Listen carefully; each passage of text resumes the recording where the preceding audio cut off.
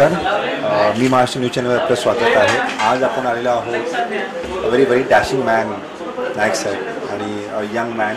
त्यांनी एका वर्षात त्यांनी एवढं डेव्हलपमेंट्स केलेले आहेत आणि त्यांच्याकडून आपण त्यांचा वाढदिवससुद्धा आहे. आणि आपण त्याची चर्चा करूया आणि जाणून घेऊया की आपल्या या पार्टीने काय काय विकास केलेला आहे. त्यांचे लोकही इथे थांबले, त्यांचे फॅन क्लबसुद्धा आहेत. नमस्कार साहेब.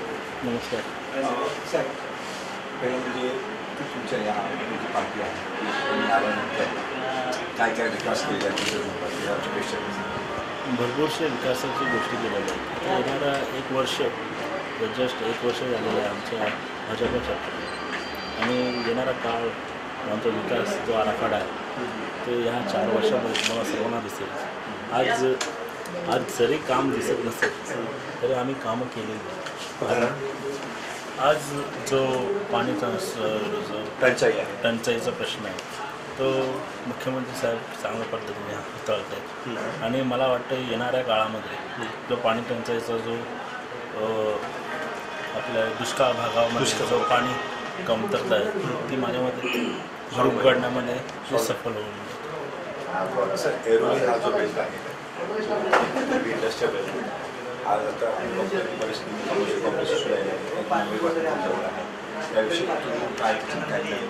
नवी मुंबई एक फार झपाट्याने वाढणार असतो. तिथे MIDC बेल्ट आहेच, पण आता त्या MIDC मधले काही कंपन्या महाराष्ट्र गव्हर्नमेंटच्या म्हणजे पूर्वी ज्या सुविधा होत्या नवी मुंबईकडून महानगरपालिकेकडनं भेट होत्या, LBT वगैरे जे गोष्टी होत्या, परत प्रॉपर्टी टॅक्स या गोष्टी होत्या, त्यामुळे इकडची इंडस्ट्री ही गुजरात वगैरे अशा इतर राज्यामध्ये जात होती. तर ह्या ठिकाणी आता IT सेक्टर आता चांगल्या पद्धतीने चालू केलेलं आहे. पण आमचं एकच धोरण राहणार आहे की इकडचे भूमिपुत्र, मी असं बोलत नाही की इकडचे भूमिपुत्र म्हणजे इकडचे आगरी कोळी समाज, इकडे जो राहणारा माणूस तो सर्व भूमिपुत्र आहेत. नवी मुंबईतली माणसं कुठे नवी मुंबई सोडून कुठे बाहेर कामाला जाता म्हणजे त्यांचं वसाहत इथे आहे, म्हणजे ट्रान्सपोर्टेशन पण वाचू शकतं. आम्ही त्या पद्धतीने कामाला मुलं लावणार आहेत. आणि IT कंपनींच्याबद्दल बोलायचं झालं तर त्यांना जी त्यांना तयारी करायला लागते IT कंपनींना, ते आम्ही इथं खोलण्याचा प्लॅन असं आहे. सर, तुम्ही एक एज्युकेटेड व्यक्ती बेसिकली तुमच्या क्षेत्रामध्ये काही लोक तुम्ही बेसिकली एज्युकेटेड व्यक्ती तुम्ही तुमच्या पार्टीच्या लोकांना काय मार्गदर्शन? आम्ही आता सर्व आता एज्युकेटेड असल्या कारणाने आता सगळं शिक्षण वगैरेच्या गोष्टीमध्ये भर देतो आणि लहान पोरांना जसे संस्कार देतो तसं त्या तरुणांना पण आम्ही संस्काराचे धडे पाठ करण्यासाठी आम्ही प्रचार चालू केलेला आहे, जेणेकरून तरुण हा फक्त नोकरीसाठी नाही तर उद्योगधंद्यासाठी पण पुढे आला पाहिजे. अशा पद्धतीने आम्ही काम चालू करणार. सर, नवी मुंबई ॲक्च्युली 10 वर्षापूर्वी एक गरीब माणूस जेव्हा मुंबईत घर होऊ शकतो,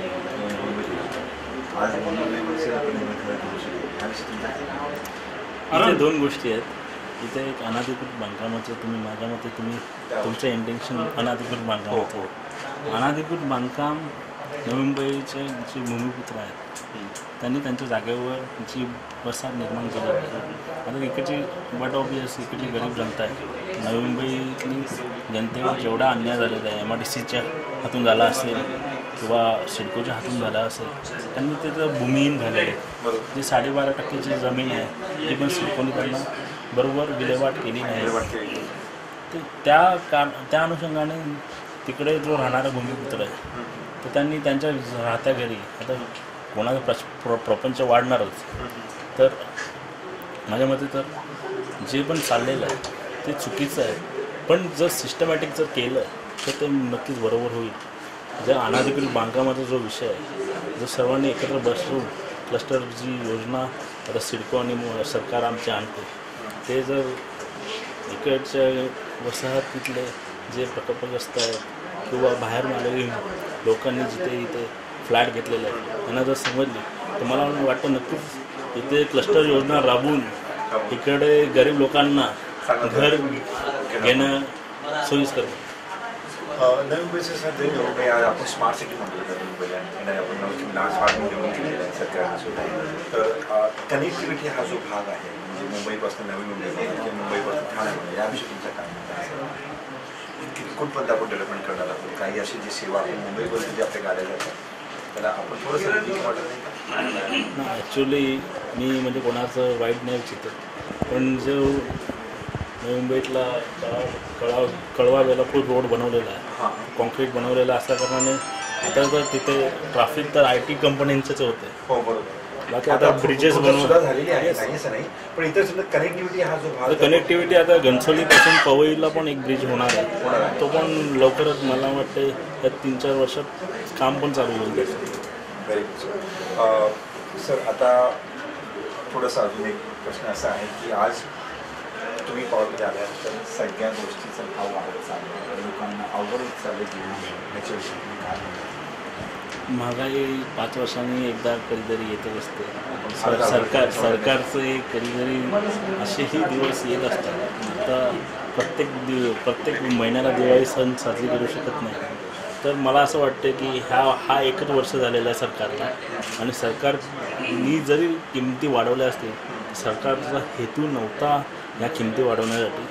पण मला असं वाटतं आजचे दिन खरंच येणार आहेत, आणि नरेंद्र मोदी साहेब आपले जे पंतप्रधान आहेत ते खरंच चांगलं काम करतात आहे, आणि येणाऱ्या काळामध्ये ते आपल्याला सर्वांना दिसून येईल. खूप सुंदर सर, तुमचा वेळ दिला आणि खूप आभारी आहे. जय हिंद, जय महाराष्ट्र. धन्यवाद.